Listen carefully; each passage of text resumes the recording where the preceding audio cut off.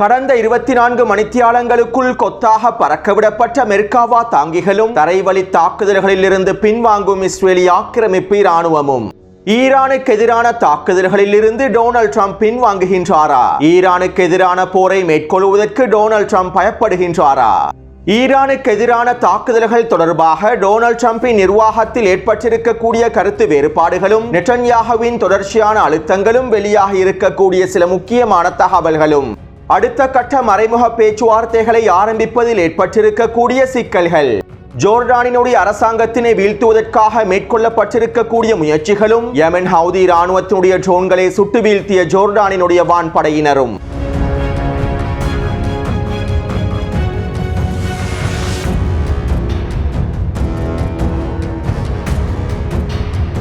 ஜோர்டானின் தேசிய பாதுகாப்பை சீர்குலைப்பதற்காகவும், ஜோர்டானுக்குள்ளே பதற்றங்களை அதிகரிப்பதற்காகவும், ஜோர்டானின் ஸ்திரத்தன்மையை நிலைக்குலையச் செய்து ஜோர்டான் அரசாங்கத்தினை வீழ்த்துவதற்காகவும், ஜோர்டானிலிருந்து மிகப்பெரிய தாக்குதல்களை நடத்துவதற்காகவும் மேற்கொள்ளப்பட்டிருக்கக்கூடிய சதித்திட்டங்களை நாங்கள் முறியடித்திருப்பதாக ஜோர்டானின் தேசிய புலனாய்வுத் துறையினர் அறிவித்துள்ளார்கள். அதாவது ஜோர்டானுக்குள்ளே சட்டவிரோதமாக வெடிமருந்துகளும் ஆயுதங்களும் கொண்டு வரப்பட்டுள்ளன. மேலும் இந்த வெடிமருந்துகளை பயன்படுத்தி ட்ரோன்களை உற்பத்தி செய்வதற்கும், ஏவுகணைகளையும் ராக்கெட்டுகளையும் உற்பத்தி செய்வதற்குமான வேலை திட்டங்கள் ஆரம்பிக்கப்பட்டுள்ளன. மேலும் இதற்காக லெபனான் போன்ற நாடுகளில் இருந்தும் ஆட்சேர்ப்பு நடவடிக்கைகளையும் மேற்கொண்டுள்ளார்கள். இந்த ஆயுதங்களையும் ஏவுகணைகளையும் ட்ரோன்களையும் பயன்படுத்தி ஜோர்டானின் ஸ்திரத்தன்மையை நிலைக்குலைய செய்வதற்கான தாக்குதல்களை மேற்கொள்வதற்கும் திட்டமிட்டுள்ளார்கள். மேலும் ஜோர்டானில் இருந்து இஸ்ரேலிய ஆக்கிரமிப்பை இலக்கு வைத்து தாக்குதல்களை மேற்கொள்வதற்கான திட்டங்களும் வகுக்கப்பட்டுள்ளன. இவ்வாறு ஜோர்டானிலே மேற்கொள்ளப்பட்டு வந்த திட்டங்களையே தற்போது முறியடித்திருப்பதாக ஜோர்டானின் புலனாய்வு துறையினர் தெரிவித்துள்ளார்கள். இதற்கமைவாக இந்த தாக்குதல் திட்டங்களுக்கு பின்னால் இருக்கக்கூடிய மிக முக்கியமான 16 பேரை கைது செய்திருப்பதாகவும் ஜோர்டானிய அரசாங்கம் அறிவித்துள்ளது. இவ்வாறு கைது செய்யப்பட்டவர்களில் பலஸ்தீனியர்களும் லெபனான் நாட்டை சேர்ந்தவர்களும் உள்ளடங்குகின்றார்கள் என்றும் தெரிவிக்கப்படுகின்றன. ஏற்கனவே ஜோர்டானில் அதிகளவான பலஸ்தீனியர்கள் வாழ்கின்றார்கள். பல தசாப்தங்களாக வெஸ்ட் பேங்க் பிரதேசத்திலிருந்து இடம்பெயரக்கூடிய பலஸ்தீனிய மக்களில் அதிகமானோர் ஜோர்டான் நாட்டை நோக்கி இடம்பெயர்ந்துள்ளார்கள். மேலும் ஜோர்டான் வழியாகவே வெஸ்ட் பேங்க் பிரதேசத்தில் இருக்கக்கூடிய பலஸ்தீனிய போராளிகளுக்கு தேவையான பல்வேறுபட்ட உதவிகளும் மேற்கொள்ளப்படுகின்றன. ஜோர்டான் எல்லை பிரதேசத்தினூடாகவே வெஸ்ட் பேங்க் பிரதேசத்தில் இருக்கக்கூடிய பலஸ்தீனிய போராளிகளுக்கு தேவையான ஆயுதங்களும் வெடிமருந்துகளும் துப்பாக்கிகளும் கொண்டு செல்லப்படுகின்றன. ஈரானும் ஜோர்டான் வழியாகவே வெஸ்ட் பேங்க் பிரதேசத்தில் இருக்க பலஸ்தீனிய போராளிகளை பலப்படுத்துவதற்கான எல்லாவிதமான வேலை திட்டங்களையும் மேற்கொண்டு வருகின்றது. இவற்றை தடுப்பதற்காக ஜோர்டானிய அரசாங்கம் பல்வேறுபட்ட வேலை திட்டங்களை முன்னெடுத்திருந்தாலும் இவை அனைத்தையும் தாண்டி ஜோர்டானில் இருக்கக்கூடிய பலஸ்தீனியர்கள் வெஸ்ட் பேங்க் பிரதேசத்தில் இருக்கக்கூடிய பலஸ்தீனிய போராளிகளுக்கான முழுமையான ஆதரவுகளையும் வெளிப்படுத்தி வந்தார்கள். எனவே இந்த வேலை திட்டங்களுடைய அடுத்த கட்டமாக ஜோர்டானுக்குள்ளேயே எதிர்ப்பு குழு ஒன்றினை உருவாக்கும் நோக்கத்தோடும், ஜோர்டானில் இருந்து இஸ்ரேலிய ஆக்கிரமிப்புக்கு எதிரான தாக்குதல்களை ஆரம்பிக்கும் நோக்கத்தோடுமே பல்வேறுபட்ட வேலை திட்டங்கள் மேற்கொள்ளப்பட்டுள்ளன. இருப்பினும் இவை அனைத்தையும் முறியடிக்கும் நோக்கத்தோடு ஜோர்டான் அரசாங்கத்தினுடைய புலனாய்வு துறையினர் இந்த கைதுகளையும் மேற்கொண்டுள்ளார்கள். ஜோர்டானில் இருந்து பலஸ்தீனிய போர் முனைக்கு ஆதரவான எதிர்ப்பு அச்சு ஒன்று உருவாக்கப்படுமாக இருந்தால் அது ஜோர்டான் அரசாங்கத்திற்கு மிகப்பெரிய தலைவலியை ஏற்படுத்திவிடும் என்கின்ற காரணத்திற்காகவும், ஜோர்டானுக்குள்ளே எதிர்ப்பு குழுக்கள் முழுமையாக வலுப்பெறுமாக இருந்தால் அது ஜோர்டான் அரசாங்கத்தினை முழுமையாக வீழ்த்திவிடும் என்கின்ற காரணத்திற்காகவுமே இந்த வேலை திட்டங்கள் அனைத்தையும் முழுமையாக முடக்குவதற்கான முயற்சிகளை ஜோர்டானின் புலனாய்வு துறையினர் மேற்கொண்டுள்ளார்கள். அதே நேரம் ஜோர்டான் மக்கள் மத்தியிலும் ஜோர்டான் அரசாங்கத்தின் மீதான எதிர்ப்புகள் அதிகரித்துக் கொண்டே செல்கின்றன. காசாவிலே பலஸ்தீனிய மக்கள் இனப்படுகொலை செய்யப்பட்டு வரக்கூடிய சூழ்நிலையில் ஜோர்டானிய அரசானது இஸ்ரேலிய ஆக்கிரமிப்புக்கும் அமெரிக்காவுக்கும் முழுமையான ஆதரவை வழங்கி வருவது ஜோர்டான் மக்களை உச்ச கோபத்திற்குட்படுத்தியுள்ளது. மேலும் சரியான சந்தர்ப்பங்கள் கிடைக்கப்பெறுமாக இருந்தால் ஒட்டுமொத்த ஜோர்டான் மக்களும் ஒன்றிணைந்து ஜோர்டான் அரசாங்கத்தினை வீழ்த்துவதற்கான முயற்சிகளை மேற்கொள்வார்கள் என்றும், இந்த நிலைமையானது ஏற்படுவதற்கான காலம் வெகு தொலைவில் இல்லை என்றும் சில ஆய்வாளர்களும் கருத்துக்களை வெளியிட்டுள்ளார்கள். அடுத்து லெபனான் அரச இராணுவம் தெற்கு லெபனான் பிரதேசத்தில் இருக்கக்கூடிய 3 ஹமாஸ் உறுப்பினர்களை கைது செய்துள்ளது. கடந்த 4 வாரங்களுக்கு முன்பு தெற்கு லெபனான் பிரதேசத்திலிருந்து இஸ்ரேலிய ஆக்கிரமிப்பின் வடக்கு பிரதேசத்தை இலக்கு வைத்து ஏவுகணை தாக்குதல்கள் மேற்கொள்ளப்பட்டிருந்தன. இந்த ஏவுகணை தாக்குதல்களுக்கு பின்னால் சில பலஸ்தீனியர்களும் லெபனானியர்களும் இருக்கின்றார்கள் என லெபனான் அரசாங்கம் கண்டுபிடித்திருந்தது. மேலும் இதற்கமைவாகவே தற்போது லெபனானினுடைய அரச இராணுவம் 3 ஹமாஸ் உறுப்பினர்களை கைது செய்திருப்பதாகவும் லெபனான் அரசாங்கம் அறிவித்துள்ளது. அத்தோடு ஹிஸ்புல்லாவினுடைய ஆயுதங்களையும் ஈரான் இராணுவ தளவாடங்களையும் சுரங்க பாதைகளையும் லெபனான் அரசு இராணுவத்திற்கு கீழால் கொண்டு வருவதற்கான பேச்சுவார்த்தைகளை நாங்கள் வினைத்திறனாக மேற்கொள்வோம் என லெபனானினுடைய ஜனாதிபதி ஜோசப் அவுன் தெரிவித்திருந்தார். இதற்கான வேலை திட்டங்கள் ஆரம்பிக்கப்பட்டிருப்பதாகவும் அவர் சுட்டிக்காட்டியிருந்தார். இருப்பினும் நாங்கள் லெபனான் அரசாங்கத்தோடு ஆயுதங்கள் தொடர்பாகவும் இராணுவ தளவாடங்கள் தொடர்பாகவும் சுரங்கப்பாதைகள் தொடர்பாகவும் எந்தவிதமான பேச்சுவார்த்தைகளை மேற்கொள்ளவில்லை என்றும் எதிர்ப்பினுடைய ஆயுதங்கள் தொடர்பாக யாரோடும் பேச்சுவார்த்தைகளை மேற்கொள்வதற்கான எங்களுக்கு தேவைகள் இல்லை என்றும் எதிர்ப்பின் ஆயுதங்கள் மீது கை வைப்பது எங்களுடைய சிவப்பு கோடுகள் என்றும் ஹிஸ்புல்லாவின் தலைமைகள் தெரிவித்திருப்பதாக லெபனானினுடைய அல் அக்பர் ஊடகம் செய்திகளை வெளியிட்டுள்ளது. அதாவது ஹிஸ்புல்லாவினை ஒருபொழுதும் நிராயுதபாணியாக்க முடியாது என்பதனை ஹிஸ்புல்லாவினுடைய தலைமைகள் லெபனானினுடைய அரசாங்க தலைமைகளுக்கு தெளிவாக புரிய வைத்துள்ளார்கள்.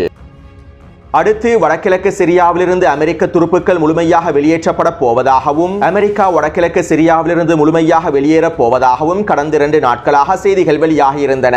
இப்படியான நிலைமையில் இன்று காலை அமெரிக்காவின் பென்டகன் இவ்வாறு அறிவித்திருந்தது. சிரியாவிலிருந்து அமெரிக்க துருப்புக்கள் வெளியேறுவது தொடர்பாக ஊடகங்களிலே வெளிப்படுத்தப்பட்டிருக்கக்கூடிய செய்திகளில் சரியான தகவல்களும் உண்மை தன்மைகளும் புலப்படவில்லை என தெரிவித்துள்ளது. அதே நேரம் அமெரிக்க துருப்புக்கள் வடகிழக்கு சிரியாவிலிருந்து வெளியேறுவதற்கான வாய்ப்புகள் குறைவாகவே இருக்கின்றன. இதே போன்றுதான் கடந்த 3 வருடமாக நாங்கள் ஈராக்கில் இருந்து வெளியேறப் போவதாக அமெரிக்க தரப்பினர் அறிவித்து வருகின்றார்கள். ஆனால் இதுவரைக்கும் ஈராக்கில் இருந்து அமெரிக்க துருப்புக்கள் வெளியேற்றப்படவில்லை. அது மட்டுமல்லாமல் வடகிழக்கு சிரியாவில் இருந்து அமெரிக்க துருப்புக்கள் வெளியேற்றப்படுவதனை இஸ்ரேலி ஆக்கிரமிப்பு தலைமைகளும் ஒருபொழுதும் விரும்ப மாட்டார்கள். மேலும் தெற்கு சிரியாவையும் வடகிழக்கு சிரியாவையும் இணைக்கக்கூடிய டேவிட் பாதையை அமைப்பதற்கு அமெரிக்காவினுடைய இருப்பும் நெட்டன்யாகுவுக்கு மிக முக்கியமானதாகும். இதனால் சிரியாவில் இருந்து அமெரிக்க இராணுவம் முழுமையாக வெளியேறுவது ஒரு சாத்தியமற்ற விடயமாகவே பார்க்கப்படுகின்றது. அடுத்து நேற்றிரவு அமெரிக்கா யமன் மீது 20க்கும் அதிகமான வான்வழி தாக்குதல்களை மேற்கொண்டிருந்தது. யமனினுடைய சனா பிரதேசத்தினை இலக்கு வைத்தும் ஹுதைதா துறைமுக பிரதேசங்களை இலக்கு வைத்தும் இந்த வான்வழி தாக்குதல்கள் மேற்கொள்ளப்பட்டிருந்தன. மேலும் இந்த வான்வழி தாக்குதல்களை தொடர்ந்து யமன் ஹவுதி இராணுவத்தினர் அமெரிக்காவின் போர்க்கப்பல்களை இலக்கு வைத்து தொடர்ச்சியான தாக்குதல்களை மேற்கொண்டிருந்தார்கள். அது மட்டுமல்லாமல் யஃபா ட்ரோனை பயன்படுத்தி இஸ்ரேலி ஆக்கிரமிப்புக்கு எதிரான ட்ரோன் தாக்குதல் ஒன்றையும் மேற்கொண்டிருந்தார்கள். இருப்பினும் ஜோர்டான் வான்பரப்பை யமனினுடைய ட்ரோன்கள் அடைந்ததும் ஜோர்டானின் வான்படையினர் யமன் ஹவுதி இராணுவத்தின் ட்ரோன்களை சுட்டு வீழ்த்தி இருப்பதாக தெரிவிக்கப்படுகின்றது.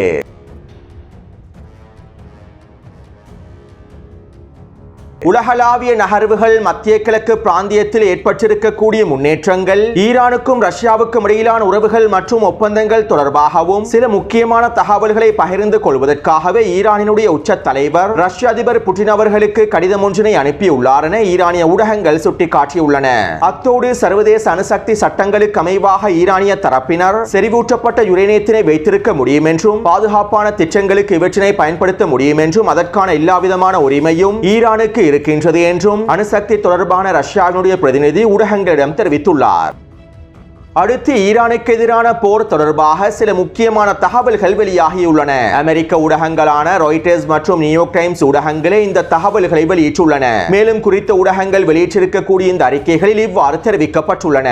ஈரானின் அணுசக்தி தளங்களுக்கு எதிரான திறமையான வீரியமான தாக்குதல்களை இஸ்ரேலினால் மாத்திரம் தனியாக மேற்கொள்ள முடியாது என்பதனை அமெரிக்க புலனாய்வு துறையினர் மதிப்பிட்டுள்ளார்கள். கணிசமான அமெரிக்க உதவி இல்லாமல் இஸ்ரேலினால் ஈரானினுடைய அணுசக்தி தளங்களை இலக்கு வைத்தும் ஏனைய ஏவுகணை தளங்களை இலக்கு வைத்தும் வெற்றிகரமான தாக்குதல்களை மேற்கொள்ளவே முடியாது. மேலும் அமெரிக்க உளவுத்துறையின் மதிப்பீட்டின்படி அமெரிக்கா இஸ்ரேலுக்கு முழுமையான உதவிகளை வழங்கி முழுமையான ஆதரவுகளை வழங்கி ஈரானின் அணுசக்தி தளங்களை இலக்கு வைத்தும் ஈரானினுடைய ஏவுகணை தளங்களை இலக்கு வைத்தும் தாக்குதல்களை ஆரம்பித்தாலும் ஓரிரண்டு நாட்களில் ஈரானினுடைய அனைத்து திறன்களையும் முழுமையாக அழித்துவிட முடியாது என அமெரிக்க உளவுத்துறையினர் மதிப்பிட்டுள்ளார்கள். ஈரானுக்கு எதிரான போரானது பல வாரங்கள் மற்றும் பல மாதங்களை உள்ளடக்கி இருக்கக்கூடிய ஒரு போராகவே அமைந்திருக்கும். ஈரானினுடைய அனைத்து அணுசக்தி தளங்களையும் ஏனைய முக்கியமான தளங்கள் அனைத்தையும் முழுமையாக அளிப்பதற்கு குறைந்தது 3 மாதங்களாவது எடுக்கலாம்.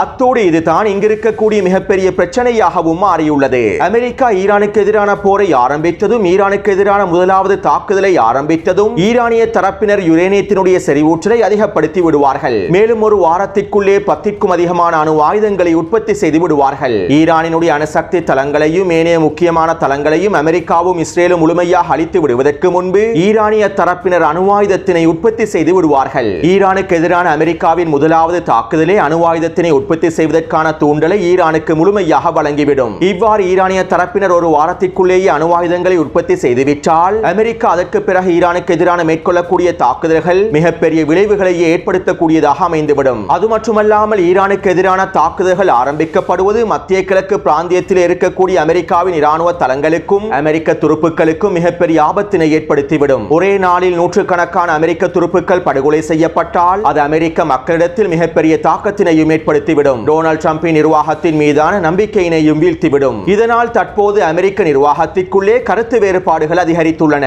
ஈரானுக்கு எதிரான போரை ஆரம்பிக்க வேண்டும் என்று ஒரு குழுவினரும் ஈரானுக்கு எதிரான போரை ஆரம்பிக்க கூடாது என்று இன்னும் ஒரு குழுவினரும் தங்களுடைய கருத்துக்களை டொனால்ட் ட்ரம்பிடம் தொடர்ச்சியாக தெரிவித்து வருகின்றார்கள். அமெரிக்க மத்திய கட்டளை தளபதி குரில்லாவும் அமெரிக்காவின் வெளியுறவுத்துறை அமைச்சர் மார்க்கோ ரூபியோவும் அமெரிக்க தேசிய பாதுகாப்பு ஆலோசகர் மைக்கேல் வால்ட்ஸும் ஈரானுக்கு எதிரான போரை ஆரம்பிப்பதே சிறந்த தீர்வாக அமையும் என்றும் ஈரானினுடைய அணுசக்தி தளங்களையும் ஏவுகணை தளங்களையும் முழுமையாக அழித்துவிட வேண்டும் என்றும் இதுவே இஸ்ரேலினுடைய பாதுகாப்பினை உறுதிப்படுத்தும் என்றும் டொனால்ட் ட்ரம்புக்கு முழுமையான ஆலோசனைகளை வழங்கி வருகின்றார்கள். அதே நேரம் அமெரிக்காவின் துணை ஜனாதிபதி ஜே.டி. வான்ஸும் மத்திய கிழக்கிற்கான அமெரிக்காவினுடைய தூதுவர் ஸ்டீவ் விட்கோஃபும் அமெரிக்காவின் பாதுகாப்பு செயலாளரும் ஈரானுக்கு எதிரான போரானது பேரழிவை தரக்கூடிய போர் என்றும் இந்த போரை ஆரம்பிப்பதனால் மத்திய கிழக்கு பிராந்தியத்திலே நாங்கள் மிகப்பெரிய இழப்புகளை சந்திக்க வேண்டி ஏற்படும் என்றும் மேலும் ஈரானுக்கு எதிரான போரானது அமெரிக்க மக்களிடத்திலும் மிகப்பெரிய தாக்கத்தினை ஏற்படுத்தும் என்றும் இதனால் ஈரானுக்கு எதிராக போரை ஆரம்பிக்காமல் ராஜதந்திர ரீதியில் பேச்சுவார்த்தைகளை மேற்கொண்டு ஈரானினுடைய அணு ஆயுத உற்பத்திகளை மாத்திரம் தடுத்து நிறுத்த வேண்டும் என்றும் தொடர்ச்சியான ஆலோசனைகளை டொனால்ட் ட்ரம்புக்கு வழங்கி வருகின்றார்கள். இப்படியான நிலைமையில் தான் டொனால்ட் ட்ரம்பினை சம்மதிக்க வைப்பதற்காகவும் டொனால்ட் ட்ரம்புக்கு முழுமையான ஆதரவினை வெளிப்படுத்துவதற்காகவும் நெட்டன்யாஹூ அவசரமாக அமெரிக்க விஜயத்தினை மேற்கொண்டிருந்தார். மேலும் இந்த சந்திப்பின் போது நெட்டன்யாஹூ டொனால்ட் ட்ரம்பிடம் கொமாண்டோ திட்டம் ஒன்றினையும் முன்வைத்துள்ளார். அதாவது அமெரிக்காவினுடைய ஒட்டுமொத்த இராணுவமும் வான்வழி மூலமாக ஈரானுக்குள்ளே தாக்குதல்களை மேற்கொள்ளும். இந்த சந்தர்ப்பத்திலே எங்களுடைய இஸ்ரேலிய இராணுவம் வான்வழி மூலமாக ஈரானுக்குள்ளே களமிறங்கி தரைவழி தாக்குதல்களை மேற்கொண்டு கொமாண்டோ தாக்குதல்களை மேற்கொண்டு ஈரானினுடைய அணு ஆயுத தளங்களை முழுமையாக கைப்பற்றிக் கொள்வார்கள். கிட்டத்தட்ட 4 நாட்களுக்குள்ளேயே ஈரானின் அணு ஆயுத தளங்களை முழுமையாக இஸ்ரேலிய இராணுவம் கைப்பற்றிக் கொள்ளும் என ஒரு கொமாண்டோ திட்டம் ஒன்றினையும் நெட்டன்யாஹூ டொனால்ட் ட்ரம்பிடம் முன்வைத்துள்ளார். ஆனால் டொனால்ட் ட்ரம்ப் ஒரு பிராந்திய போருக்கு பயப்படுகின்றார். அமெரிக்காவின் தற்போதைய பொருளாதார நெருக்கடிகளுக்கு மத்தியில் ஈரானுக்கு எதிரான போரை ஆரம்பிப்பதற்கு பயப்படுகின்றார். அமெரிக்க நிர்வாகத்திற்குள்ளே ஏற்பட்டிருக்கக்கூடிய கருத்து வேறுபாடுகளினால் டொனால்ட் ட்ரம்ப் குழம்பி போயுள்ளார். ஒரு சரியான தீர்மானத்தினை எடுக்க முடியாமல் டொனால்ட் ட்ரம்ப் குழம்பி போயுள்ளார். இதனால் ஈரானுக்கு எதிரான போரை ஆரம்பிப்பதற்கான பச்சை விளக்கினை டொனால்ட் ட்ரம்ப் நெட்டன்யாஹூவுக்கு காண்பிக்கவில்லை. அதே நேரம் முதன்மையாக நாங்கள் ராஜதந்திர ரீதியில் பேச்சுவார்த்தைகளை மேற்கொண்டு ராஜதந்திர ரீதியாக ஈரானின் அணுசக்தி திட்டங்களை முடக்குவதற்கான வேலை திட்டங்களை மேற்கொள்வோம் என டொனால்ட் ட்ரம்ப் தெரிவித்துள்ளார். ஒருவேளை இந்த பேச்சுவார்த்தைகள் தோல்வியடையும் சந்தர்ப்பத்தில் ஈரானுக்கு எதிரான நேரடியான தாக்குதல்களை மேற்கொள்வதற்கான வேலை திட்டங்களை நாங்கள் ஆரம்பிப்போம் என டொனால்ட் ட்ரம்ப் நெட்டன்யாஹூவிடம் தெரிவித்திருப்பதாகவும் நியூயார்க் டைம்ஸ் ஊடகமும் ராய்ட்டர்ஸ் ஊடகமும் வெளியிட்டிருக்கக்கூடிய இந்த அறிக்கைகளில் குறிப்பிடப்பட்டுள்ளன. ஊடகங்களுக்கு முன்னால் நாங்கள் ஈரானுக்கு எதிரான தாக்குதல்களை மேற்கொள்வோம், ஈரானை நாங்கள் முழுமையாக தரைமட்டமாக்குவோம் என டொனால்ட் ட்ரம்ப் வீர வசனங்களை பேசினாலும் ஈரானுக்கு எதிரான போரானது மிகப்பெரிய பேரழிவை ஏற்படுத்தக்கூடிய போராகவே அமைந்திருக்கும் என்பதனை டொனால்ட் ட்ரம்ப் தெளிவாகவே புரிந்து வைத்துள்ளார். மேலும் ஈரானுக்கு எதிரான போரை ஆரம்பிப்பதற்கு டொனால்ட் ட்ரம்ப் பயப்படுகின்றார் என்பதனையும் இந்த தகவல்களில் இருந்து எங்களுக்கு தெளிவாக புரிந்து கொள்ளலாம். அதே நேரம் நெட்டன்யாஹூ ஒரு பொழுதும் இவற்றினை விட்டுக் கொடுக்க போவதில்லை. ஈரானுக்கு எதிராக அமெரிக்காவை திருப்பி விடுவதற்கான எல்லாவிதமான வேலை திட்டங்களையும் நெட்டன்யாஹூ தொடர்ச்சி மேற்கொள்வார். மேலும் நெட்டன்யாஹூவுடைய இந்த முடிவுகளே அமெரிக்காவினதும் இஸ்ரேலிய ஆக்கிரமிப்பினதும் மிகப்பெரிய இழப்புகளுக்கான பாதையாகவும் அமைந்திருக்கும். அடுத்து ஈரானுக்கும் அமெரிக்காவுக்கும் இடையிலான 2ஆம் கட்ட பேச்சுவார்த்தைகள் திட்டமிட்டபடி ஓமான் நாட்டிலேயே நடைபெறும் என்றும் ஈரானினுடைய தலைமைகள் தெரிவித்திருந்தார்கள். இப்படியான நிலைமையில் நேற்றிரவு அடுத்த கட்ட பேச்சுவார்த்தைகள் ஓமானில் நடைபெறாது என்றும் இத்தாலியினுடைய தலைநகரில் தான் நடைபெறும் என்றும் அமெரிக்காவின் வெளியுறவுத்துறை அமைச்சகம் தெரிவித்துள்ளது. இதைத் தொடர்ந்து ஈரானினுடைய வெளியுறவுத்துறை அமைச்சகம் அறிக்கை ஒன்றினை வெளியிட்டிருந்தது. அமெரிக்கா கோல் போஸ்டுகளுடைய இடங்களை மாற்றம் செய்வது கால்பந்து விளையாட்டுக்கு உகந்த விடயமாக இருக்காது. மேலும் அமெரிக்காவுடைய இந்த செயற்பாடுகள் நம்பகத்தன்மையை இழக்கக்கூடிய செயற்பாடுகளாகவே அமைந்துள்ளது என்றும் ஈரானினுடைய வெளியுறவுத்துறை அமைச்சகம் தெரிவித்துள்ளது.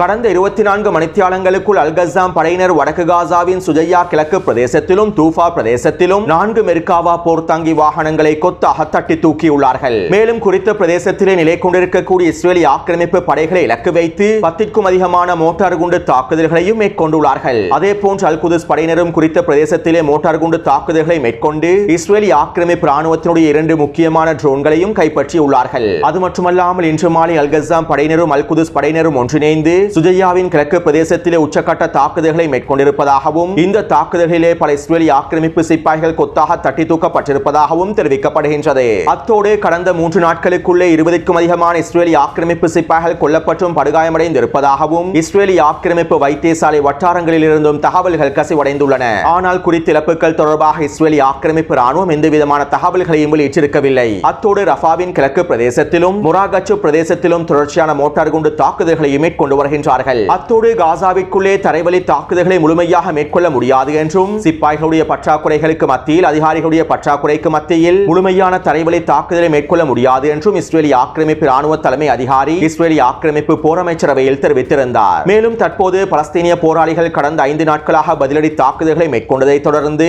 இஸ்ரேலிய ஆக்கிரமிப்பின் தரைப்படையினர் இராணுவ நடவடிக்கைகளை பின்வாங்கி இருப்பதாகவும் சுஜையாவின் கிழக்கு பிரதேசங்களில் இருந்து பின்வாங்கி இருப்பதாகவும் இஸ்ரேலிய ஆக்கிரமிப்பின் ஹாரெட்ஸ் ஊடகம் தெரிவித்துள்ளது. பலஸ்தீனிய போராளிகள் பதிலடி தாக்குதல்களை ஆரம்பித்து 5 நாட்களுக்குள்ளேயே இஸ்ரேலிய ஆக்கிரமிப்பு ராணுவம் தரைவழி தாக்குதல்களில் இருந்து பின்வாங்கி இருப்பது இஸ்ரேலிய ஆக்கிரமிப்பு ராணுவத்தினுடைய தோல்வியை எடுத்து காட்டுவதாகவும் குறிப்பிடப்படுகின்றது. எனவே இந்த காணொளி தொடர்பான கருத்துக்களை பதிவிடுங்கள். தொடர்ந்து என்னுடன் இணைந்திருங்கள். நன்றி, வணக்கம்.